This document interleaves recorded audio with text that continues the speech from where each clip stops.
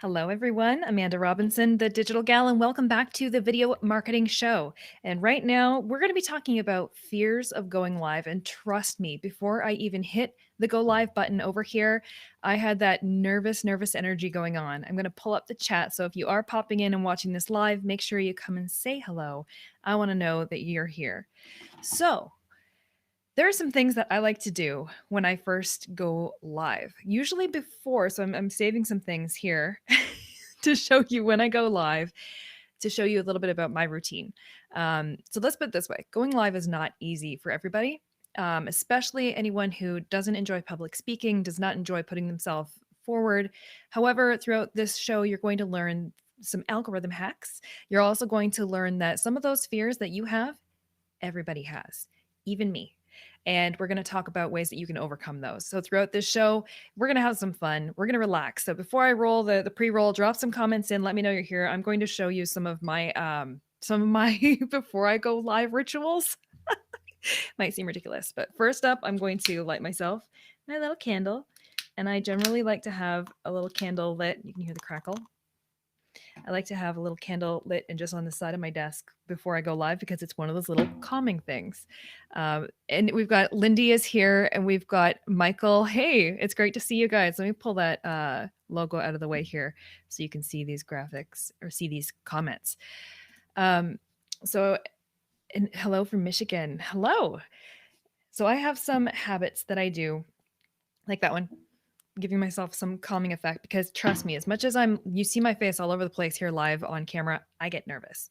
Some other things that I'm doing is I usually have like fidget tools with me within reach, like these guys here. So I've got crazy tiny little fidget tools.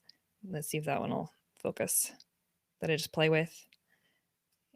And these are things that I usually have on me to try and just calm myself down. Other little fidget tools. So like I like seeing some of your rituals. It's good to know others get nervous too. I do literally every time before I hit that go live button, my whole nervous system just goes into that fight or flight. And I get nervous. I'm like, did I prepare enough for the show? Is my tech going to be okay? Is everything all right with my computer? And I get that nervous energy. But guess what? We're going to channel that nervous energy. It's good. And love to see all the behind the scenes magic. It's good. This is good that what happened to the octopus mascot? He was adorable. The octopus mascot. You're probably thinking I have a lot of ManyChat stuff lying around, and that's probably what you might be thinking of. So let's keep these comments coming. I'm gonna run the pre-roll, the pre-show. I'm going to keep your comments back up after. Hey, we've got Shannon popping in. Let's keep these let's keep this conversation going before I dig into these top 5 fears that people have when going live and how you can overcome that barrier to just go live. All right? So let's pull this up here. 3, 2, 1.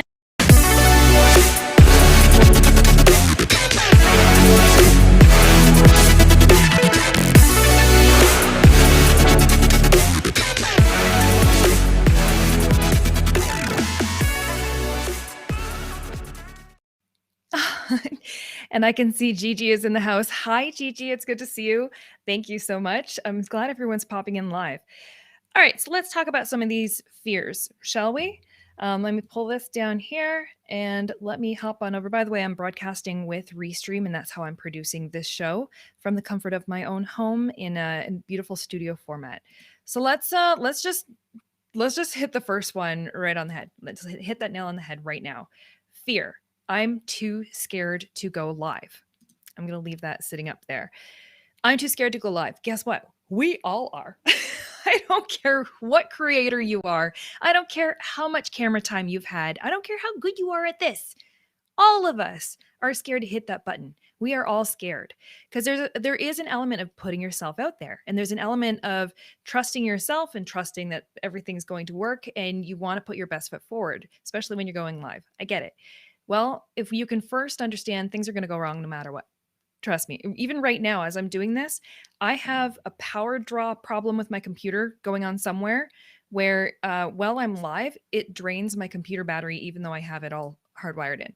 So that's one of those things that like runs in the back of my mind. It's like, oh no, it's a tech distraction, and it gets me all nervous. There's other things that get me nervous, like, is my internet going to be strong enough? This is called the video marketing show. Is it going to be video marketing enough? All sorts of those really crazy little things. But underneath that, it activates the nervous system. So let's pull up another little overlay here. We'll just talk about that nervous system here. So that puts you into fight or flight. That fight or flight energy can be really good or it can be really bad. Something that happens to me all the time is, and I've talked about this on other lives before, is that I go flush red. So I get big blotchy red patches that start on my chest, and then they start rising up, and then they go all over my face, and my ears go bright red. It's my nervous system reacting. Doesn't do it all the time. Does it sometimes? Sucks when it happens. I've always had fears that, well, other people can see it. They're going to know I'm nervous. Well, I think we all need to talk about this and put this out there. We are all nervous. Everybody who is going live is nervous at one degree, to one degree or another. The cool thing though that happens is once you start going live and you do it after that initial hit the button and getting over that, it does get easier. It actually, throughout the show, especially when I see your comments coming in, all these comments back and forth, it actually relaxes my nervous system. So let's pull up some of these comments here. Let's see. We've got Shannon saying, after a year of going live, I got into the space that I think I'm okay with it. Try to use that energy. But now I'm scared with expanding it and getting up to speed with a tool like Restream. You know what? And even with a tool like Restream, it seems complex. It's really not. It's very easy, but you can always go live on your own Facebook page with visibility just you. So you don't have to do it publicly to everyone, or you can go live into a closed Facebook group where you have a couple friends and you can practice and test that way and test out different tools that way. Oh, we're going to be addressing this one for sure, Lindy. Forget everything I plan to say when I go live. We're going to be talking about this. Actually, you know what I would love you to do right now, everyone that's watching? Drop into the comments. Let me know what your fear is for going live, because I've got 5 more lined up for you. But I want to know what's actually holding you back from going live. Or if you do go live, what's running through your head when you do? So normally when you go live, after the first couple minutes and doing things like this, where you guys are chatting back and forth with me, relaxes that nervous system, and then you can focus again. Because when your nervous system is overactive, so you've got the fight or flight has kicked into drive, your mind isn't focused on, gee, how can I relax the tone of my voice? How can I engage people? How can I do all of these really cool tips and tricks that all of these gurus are teaching us how to do? How do I do that? You can't do that when your nervous system is overactive. So you got to work through it. And you can only work through it. These are the things that you can only overcome by doing it. So you do need to get a little bit of consistency going. You do need to just push through that initial fear that you're too scared to go live. Just try it out. The more you do it, the easier it becomes. It's like exercising a muscle. And I will tell you, if you don't keep exercising it, even myself, I'm so used to going live, but I've gone through periods where like last year, I didn't do much. I was working on the business, not working on outreach. So I didn't do a lot of live. And then trying to get back at it, you get rusty and then the nerves start going again. So it's completely normal. We're all there. And then I like this. How do I use a background without a chat overlay? How do I use a background? Use a background without a chat overlay. I'm not sure if I'm picking that up right. See, this is my nervous system going. My brain's trying to read the question. I'm like, I'm not sure I'm understanding. Use a background without a chat overlay. Oh, I see what you're saying. Like chat overlay. So when let me pull this graphic down here. So I've got my chat overlay going on. So you guys can, if you chat, you'll see it come up on the left-hand side here. This is good. And yes, all of these comments coming through are fantastic. So when it comes to, let me go back to pulling that up. If you're number 1. So you're too scared to go live. We all are, and it's okay. It's completely okay. It is anxiety. It does trigger your nervous system. And the only way to really push through it is by doing it. And like the background you have now. So This is a chat window right through Restream. It's a really cool feature that they allow us to do, having a chat overlay. And that background is something that I've pulled into Restream, and I can change out that background anytime I want. Actually, last week's show gives you an entire walkthrough on how to do all the overlays and how all of these pieces work. So let's talk about fear number two. Well, actually, sorry, before I move on to the you're too scared to go live, like I showed you, some of those things I do, like lighting a candle before I go live, um, having that in the background for me, doing other things such as my fidget tools that I have handy. Other cool things I will do is, oh, like I have, I don't know if you've seen this. I just got this recently. This is a countdown timer. So I have a countdown timer that I can set to, whatever from 20 minutes pre-show before I go live. I will have this out visually so I can see, okay, where's my visual countdown until I have to go live, and just use that time to try and get myself into the headspace. Other things I'll do is I will literally pump up an awesome song. So I'll pick the favorite song that like gets me going and gets me all excited, and I'll put that song on and I will rock out to that song right before I go live. I didn't do that today. Kind of wish I did that today because it gets my energy up and gets me excited and gets me focused not on the nerves. Other things you can do before you go live to help calm those fears. Do things like take dog squeak toys away. I did not do that today, but luckily small dog is sleeping on his bed, so I'm pretty sure he's not going to go after it. Let others know in the household, other family members know that, hey, it's okay. I'm going to go live. Give them an advanced heads up and just ask them not to knock on the door, not to interrupt you. I know with kids it's impossible, but you can find solutions. And when those interruptions happen, don't get nervous. Don't let it throw you off. It's going to be okay. And when so just eliminating all of those distractions, but also putting yourself into a little ritual that is focused on calming your nervous system. So let's pull up fear number 2, because I've got some stats for you here to show you. So I'm a data geek, and I love when these conversations, like the first one, fear, calm your nervous system. There's so many things I could tell you. You can meditate, all this. I'm not in, my brain doesn't work that way right now. So I could give you a whole bunch of tips in that way. But for me, the data is what makes a lot of sense to me.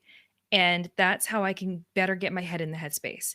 So fear number 2 that most people have when going live is, well, no one's going to watch it. What if I have nobody on while I'm live? And it does mess with your head when you're sitting here talking to yourself and you see a big 0 on the screen for number of live viewers, or when you only have one live viewer.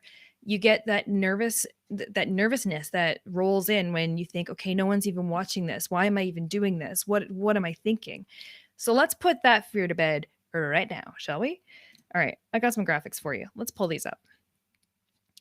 This is an example here of a show that I did a few weeks back. And you can see that the peak number of live viewers is only 8. So that's not the total number of live viewers. Throughout that broadcast, I can't remember how many actually tuned in live. But at any one given point in time, as I'm looking at this broadcast that I'm doing right now, I'm seeing peak number right now of 18. So there are 18 of you that are watching this together with me right now. On that broadcast that I pulled these stats from, there were only 8. And only is a great number. 8 is a great number of people that is the peak number of live viewers that attended. That's okay. So we need to manage your expectations of not being afraid that no one is going to see it, because as you can also see with the rest of the stats, the magic is on the replay. Now, I will admit, I teach Facebook ads for a living. I do Facebook ads for a living. I do my own Facebook ads also for a living.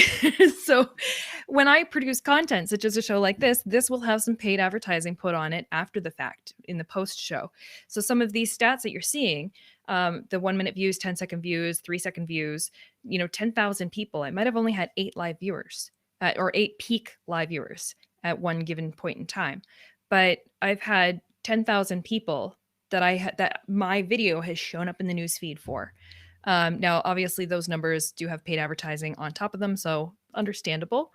But at the same time, let me see, number 2 is my fear. I totally get it. But even when, let me pull number 2 up. When I'm going live and when I'm talking to you right now, I'm talking to two audiences. I'm talking to you right in this moment because we can interact together. You can drop comments in and we can chat, and I can see that you're here, and it does uplift me, and it makes me feel better, which is wonderful. Thank you very much, by the way. But I'm also producing this for the replay audience, meaning I know not everyone is watching this live, and there are lots of people who are only ever going to see the first 5 seconds of this video. That's it. And that's okay. Because ultimately, all of this content that I'm producing, I can take this, I can repurpose it, I can extract snippets out of it. It's not just for that immediate moment of while you're live and how many people were watching live and what did they think about you while you're live. It's okay. And every single time you go live, you get better. So it's all just these moments in time. I've got more graphs for you here. So this one's going to cover the whole screen. It's going to go right across. So you're going to cover my face. But let's talk about that. This is that exact same video. And you can see that across time, you can see how the magic isn't necessarily while you're live. The magic is after the fact. Now, for that graphic that I'm showing you that I had pulled up there, obviously you can see where the paid advertising went on it. You can see the immediate, like, okay, going up. But the reason that I have paid advertising on that one is because the long tail replay views that it was getting organically were performing extremely well. I'm like, okay, I'm onto something here. People like that one. And they liked it because it was teaching how to set up your Facebook Business Manager, which I know is a major headache for everybody right now. So it actually walks you through start to finish exactly how to do it. So it was a more popular broadcast. So I decided, okay, this one's performing quite well. I'm going to put some advertising dollars on it. But it didn't necessarily perform well while I was live.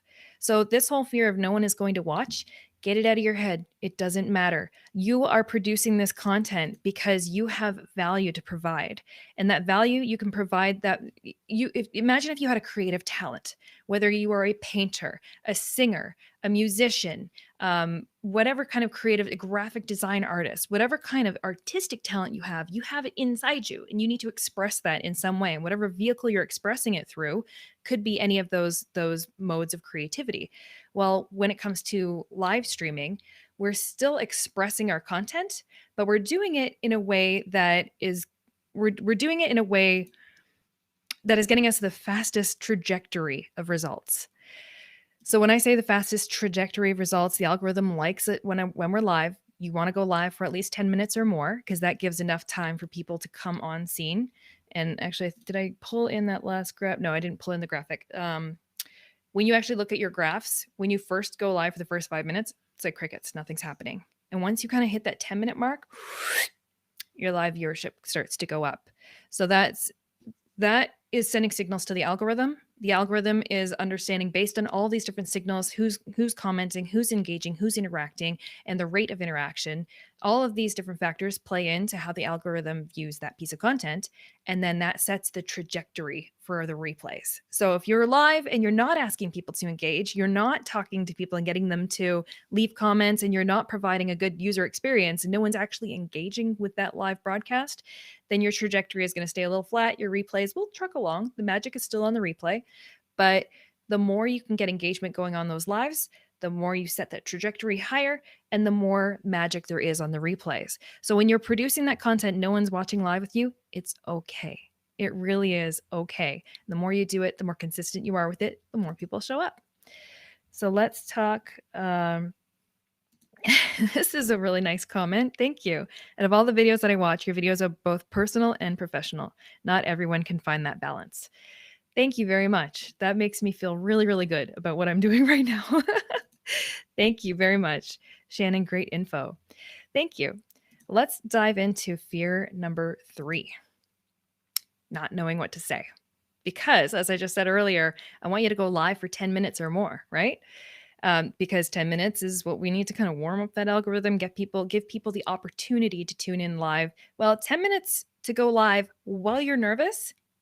1 minute while you're live, 60 seconds while you're live can be excruciating while you're nervous and while you're trying to calm that nervous system and trying to get into the groove.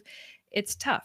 So when we get into that, and you don't know what to say, there are lots of things that you can do to prep for that. You can do things such as writing out a script. So if you're scripting things and having a script to run off of, it's going to be much more helpful for you.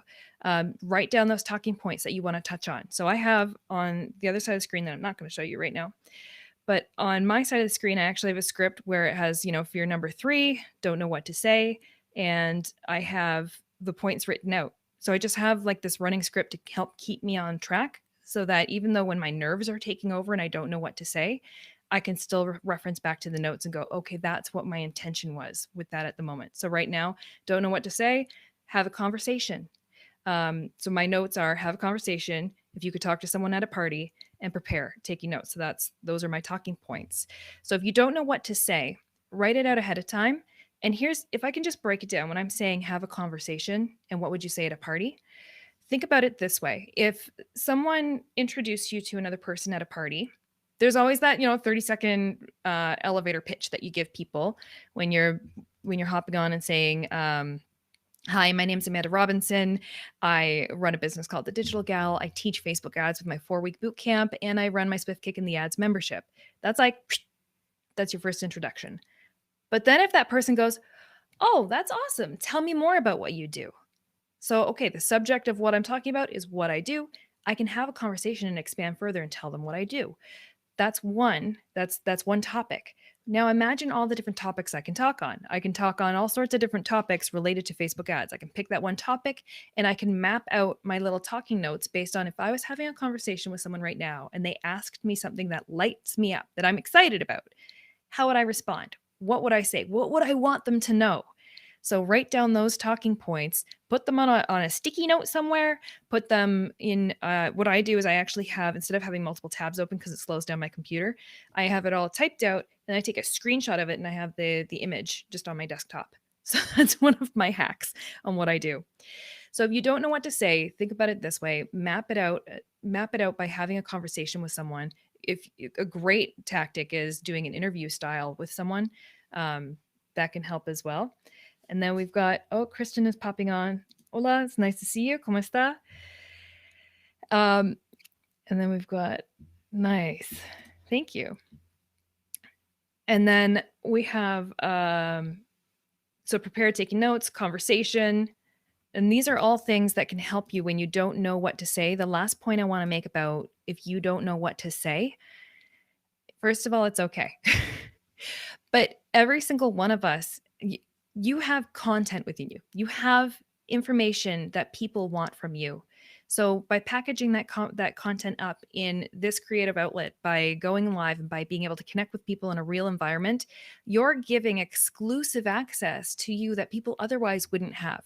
Don't deny other people of that based on not knowing what to say. You have lots to say.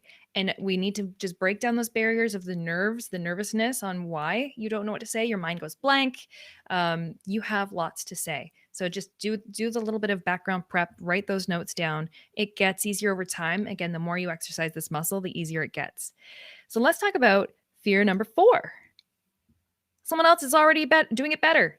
Why would I go live when, if you're a realtor and you have another realtor in your same town who happens to go live all the time and they are crushing it and they are doing so good. And you're thinking, well, why would I go live? Because I'm going to look silly when I do it, or I can't do it as well as the person already in my field or already in my community or already in my town or already within my audience. I can't do that. Yes, you can. Absolutely, you can. Doesn't matter if somebody's already doing it. And I'm going to prove this point right up here. Let me pull up a graphic for you. Right here, it's going to be right over my face. This is my friend Ian Anderson Gray. He also does a regular recurring live show, and his is all about how to be confident with going live.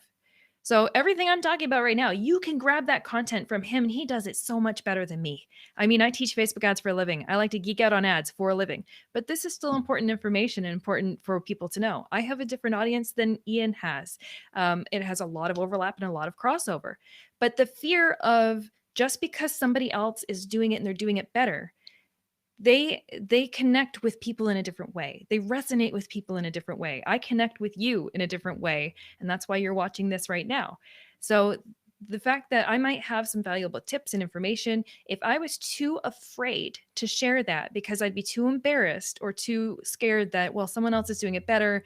What if people think I'm being a copycat? What if, what if, what if? Stop it with the what ifs. Just be yourself. If you have valuable, valid information to share, put yourself out there, give people the benefit of the access to you in this format. It's okay. It's okay that it's not going to be as good as the realtor down the street or the competitor who's also in your field or your peer who you look up to.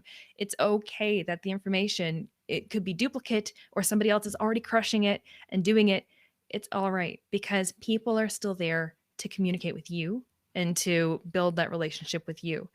I love this. It's it's all about who people connect with. Exactly. Exactly. So don't deny people the ability to connect with you over your fear of going live for that reason. So, and we've got Sheena saying this is helpful. I worry about other people being better than me all the time. And it's a real valid it's a valid feeling, very valid feeling. Let me pull that graphic down there. Let me pull that back up there. So it is an extremely valid feeling that you feel like other people are not going to pay attention to you or watch you or want to connect with you because somebody else is doing it a lot better. The only way you can get better at it and carve out your uniqueness is by doing it. So if all of these fears, and we still have a fifth fear to talk about, if all of these fears are holding you back, then you don't have the opportunity to up your skill, to brush up that skill, to like work that live stream muscle, to get comfortable and confident with being inside the Restream studio, for example. And while all these things are going on, there's multiple things going on here. I've got comments coming in. I have overlays and graphics. I have my stream that I don't want to have drop because I don't want to do the wrong thing or click on the wrong thing. There's a lot of mental processing going on right now. And I might not be doing this as best as somebody else could, or what I'm doing might be, you know, it might look amazing. And you're thinking, I'm not even going to, all I have is a cell phone. So I'm not going to go live.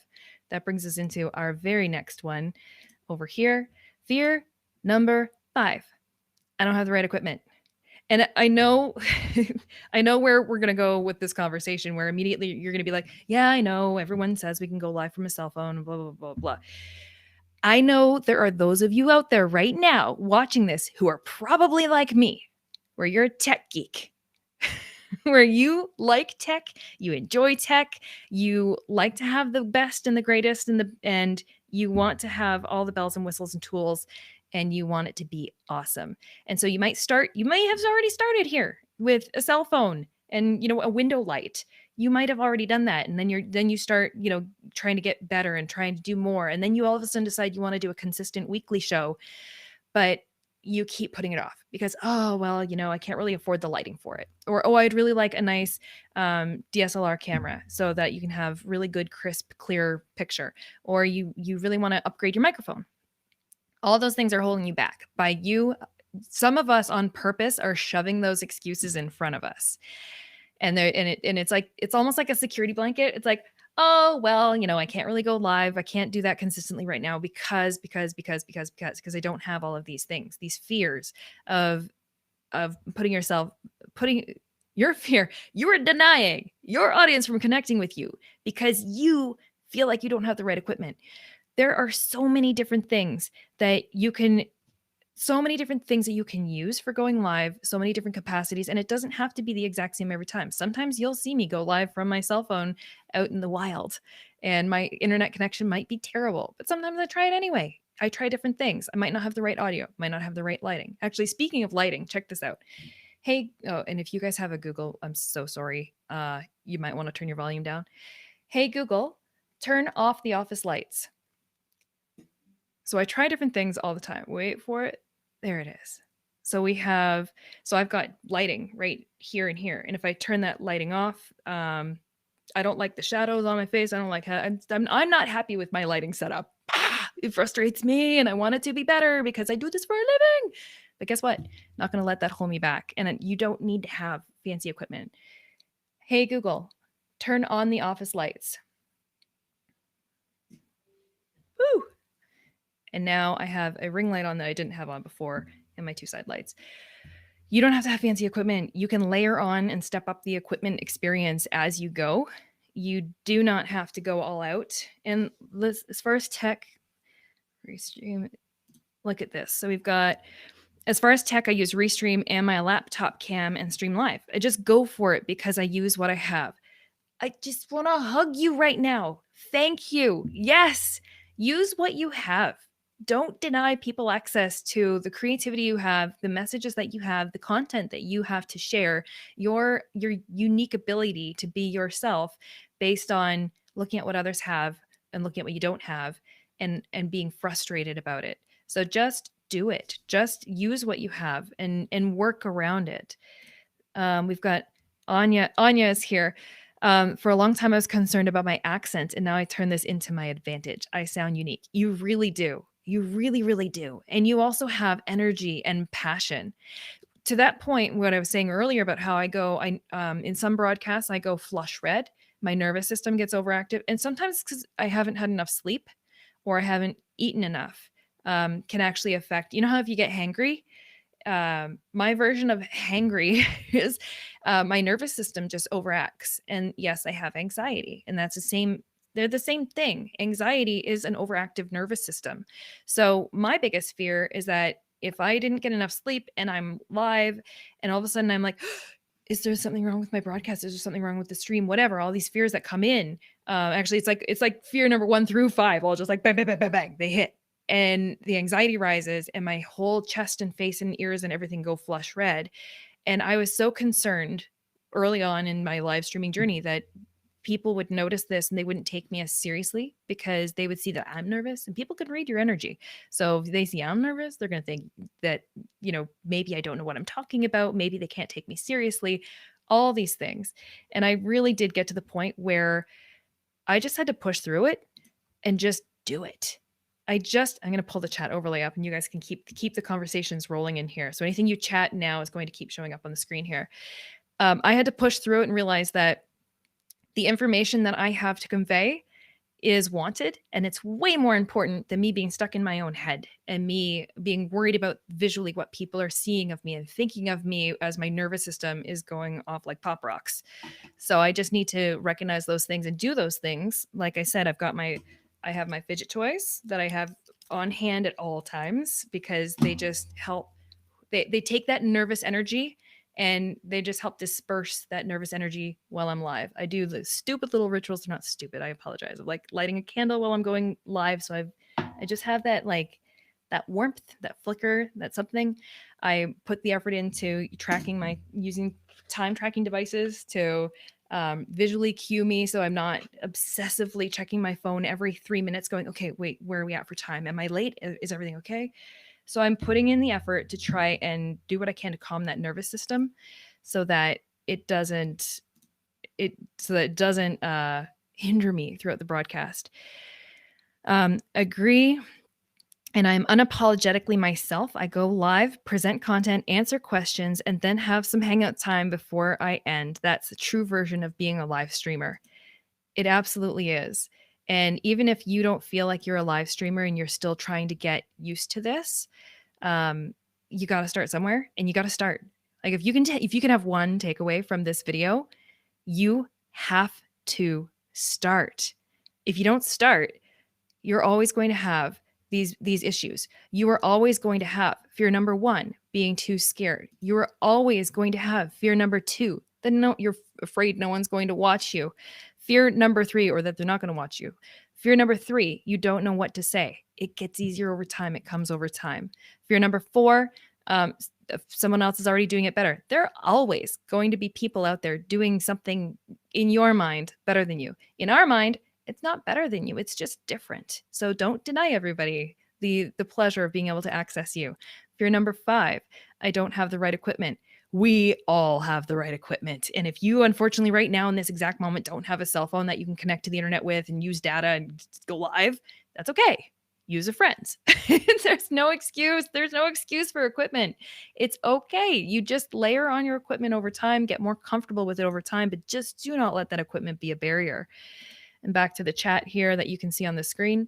I like that Also, another tip, which is fear of some live streamers, do not worry about analytics. Yeah.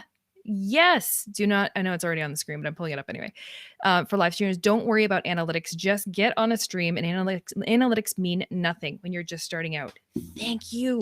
Just I just want to like clap and celebrate everything that all the knowledge that you were dropping on here today.